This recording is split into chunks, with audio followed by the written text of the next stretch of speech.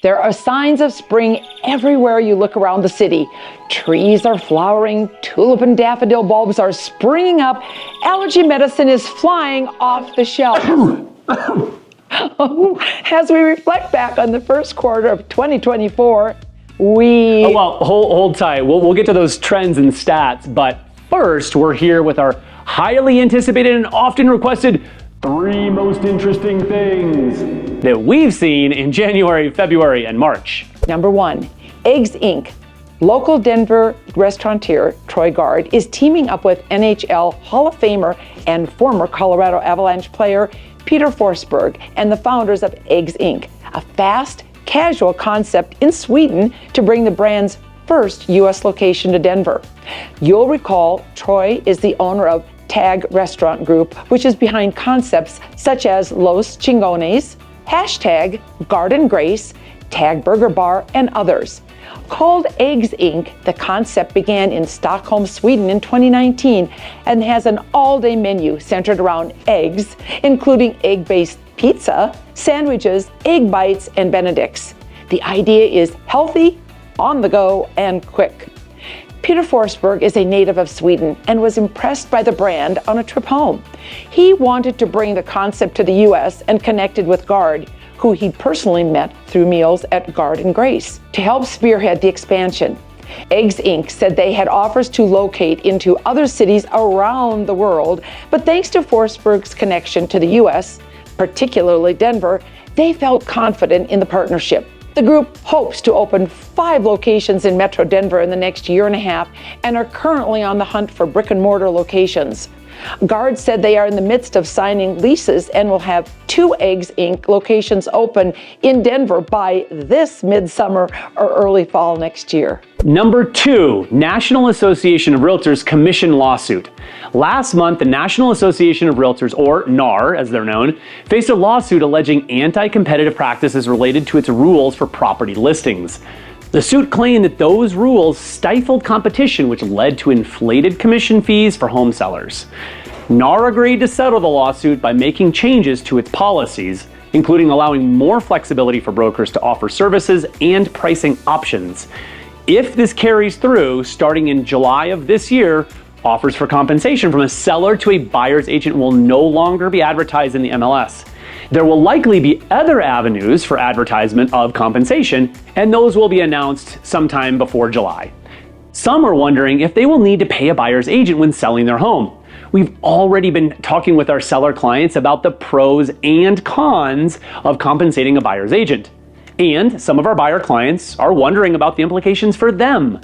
Rest assured, we are here to guide you and help answer all of your questions or concerns about this topic. Just reach out to us anytime. And of course, we'll keep you updated as we know more. Number 3, Russell Wilson's home sale update.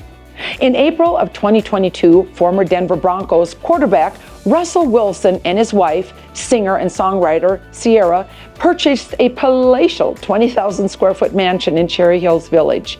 The home includes a basketball court, a 9-car garage, 12 bathrooms, 4 bedrooms, and an indoor pool and a home theater, and set the celebrity couple back $25 million. This home marked the most expensive single-family home ever sold in the Denver area. But just 2 years later, after a series of disappointing losses, Wilson was released from his contract and quickly listed the home for sale. They sold it in March for $21,500,000, a $3.5 million loss, but his contract included a $124 million in guarantees that he was paid for 2 years of service. So I'm guessing they'll still be okay absorbing this loss. All right, now it's time to turn our attention to the trends and numbers. We know the housing market is at the top of everyone's minds. Kathy, what are we seeing? We saw interest rates continue to bounce around in the first quarter of the year and ending the quarter up from the beginning of the year. There continues to be a lot of talk in the media about rate cuts coming in 2024, but those just haven't come to fruition yet due to inflation remaining stubbornly high.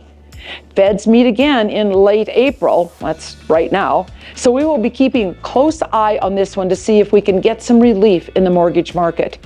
We'll update you again in July, hopefully with good news. Let's move into the all-important median sales price numbers. This is a little surprising to us, hey, but good news regardless. We experienced 5% appreciation in the first quarter over this time last year. Despite interest rates creeping up, home values have improved. Why is that? Well, stay with us. We're going to dive into that in our trends and our observations after the stats. Well, very little change in this category year over year. Homes continue to either sell within the first 2 weeks with no price reductions, or they take nearly 3 months to sell when experiencing 1 or more price reductions. Now on to the total number of listings on the market. This is a 47% increase from the same time last year. Yeah, that's a big number. Okay, but let's put it in perspective.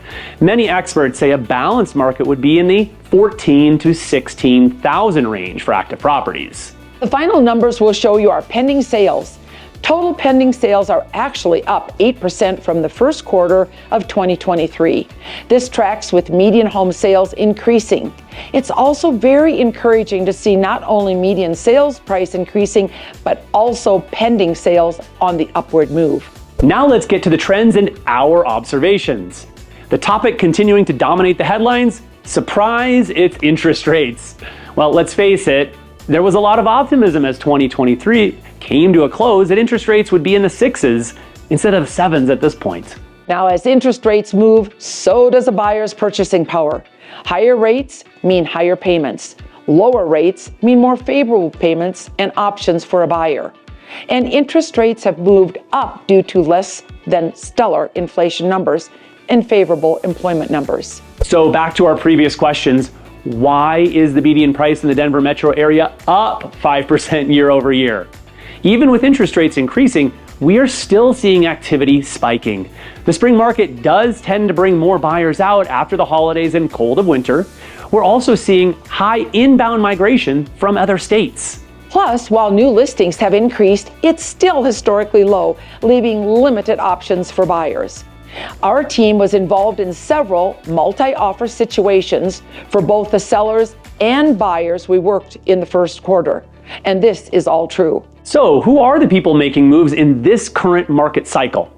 People who have to move experiencing life changes are the major drivers. What we're also seeing are people who believe in home ownership. They're tired of renting and they want to start gaining equity. Over the past several months, our team has helped numerous buyers who are in this camp.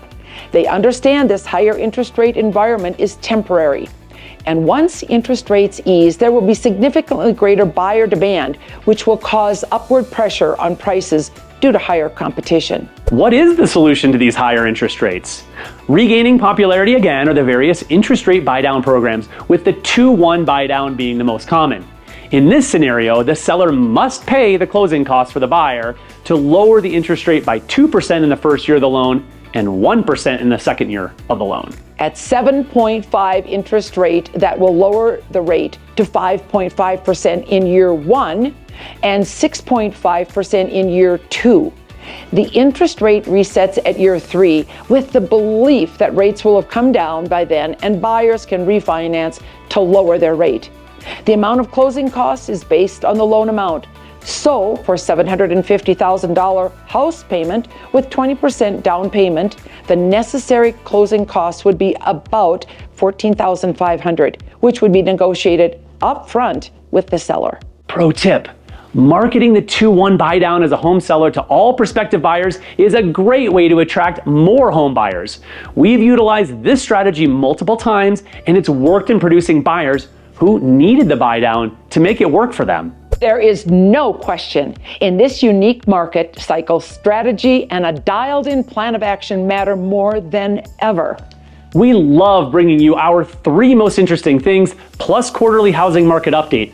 If you got any value from this and you're thinking about buying or selling a home in the next 1 to 2 years, our team would love to be your real estate resource of choice to help you develop your plan of action. To talk or hear more pro tips, reach out to us at info@nelsonteam.com. We'll see you again next quarter.